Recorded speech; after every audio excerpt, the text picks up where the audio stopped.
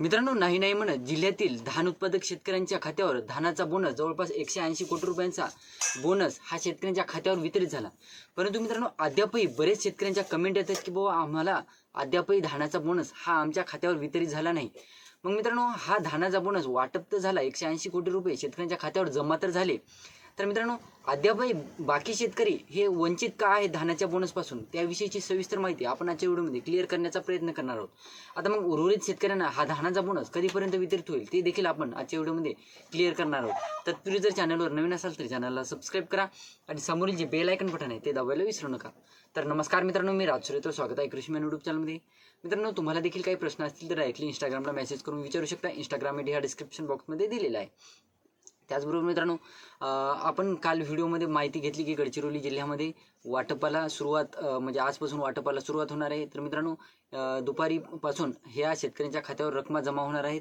तर वळूया आपल्या टॉपिककडे। आपण ज्या जिल्ह्याविषयी आज माहिती घेणार आहोत तो जिल्हा म्हणजे गोंदिया जिल्हा। गोंदिया जिल्ह्यातील शेतकऱ्यांना धानाच्या बोनसची स्टार्टिंग म्हणजे आता धान बोनस 2-4 जिल्ह्यामध्ये जे धान बोनस वाटप होणार आहे तर सुरुवात गोंदिया जिल्ह्यापासून करण्यात आलेली होती। त्यात टेक्निकल इश्यू वगैरे आले होते, नंतर सुरुवात झाली, चांगली गोष्ट झाली। तर जवळपास जिल्ह्यातील 1,56,432 शेतकऱ्यांनी जे नोंदणी केली होती धानाची बोनससाठी, तर त्यापैकी जवळपास 1,30,488 शेतकऱ्यांनी जवळपास मार्केटिंग फेडरेशनकडे नोंदणी केली होती आणि त्याच्यापैकी जवळपास 69,476 शेतकऱ्यांना धानाचं वाटप हे झालेलं आहे। म्हणजे बघा मित्रांनो, 1,30,488 शेतकऱ्यांनी तर नोंदणी केली होती, त्याच्यापैकी बोनस किती शेतकऱ्यांना वाटप झाला? जवळपास 69,476 शेतकऱ्यांच्या खात्यावर हा बोनस जमा झालेला आहे, त्यांच्या खात्यावर वितरित झालेला आहे। मग उर्वरित शेतकऱ्यांचं काय? 59 म्हणजे जवळपास 30 ते 35 हजारच्या जे शेतकरी संख्या आहे उर्वरित त्या शेतकऱ्यांचा विषय काय?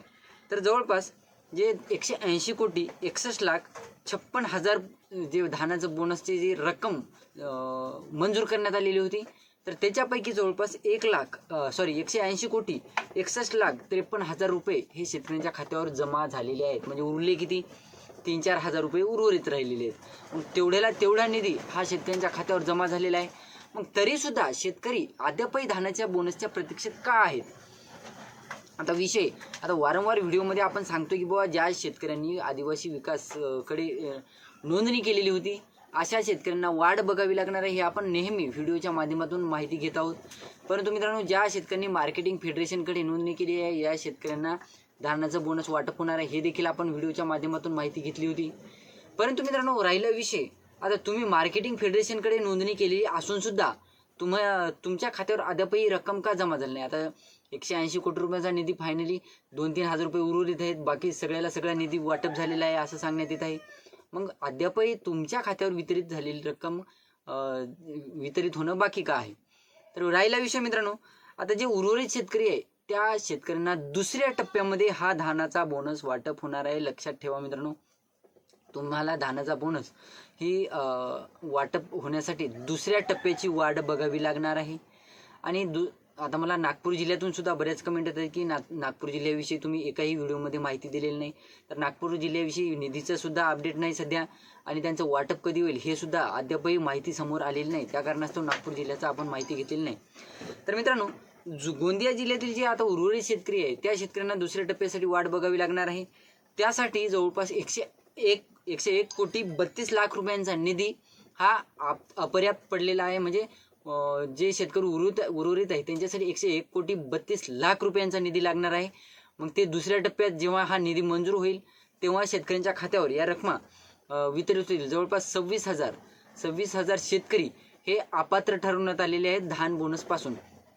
आता राहिला विषय, ही गोष्ट लक्षात ठेवा, काही फेक कमेंट वगैरे करतील आता काही जण, तर तुम्ही एक गोष्ट लक्षात ठेवा, पडताळणी झाल्याच्या नंतर, व्हेरिफिकेशन कंप्लीट झाल्याच्या नंतर जवळपास 26,000 शेतकरी धानाच्या बोनसपासून हे झालेले आहेत, अपात्र झालेले आहेत, बाद करण्यात आलेले आहेत। त्याचं कारण सांगतो, ज्या शेतकऱ्यांनी आदिवासी विकासकडे सुद्धा आणि मार्केटिंग फेडरेशनकडे सुद्धा दोन्हीकडे सुद्धा ज्या शेतकऱ्यांनी नोंदणी केली होती त्या शेतकऱ्यांना धानाच्या बोनसपासून आता वंचित राहावे लागणार आहे. त्यांना धानाचा बोनस आता मिळणार नाही, अपात्र ठरवण्यात आलेले आहे.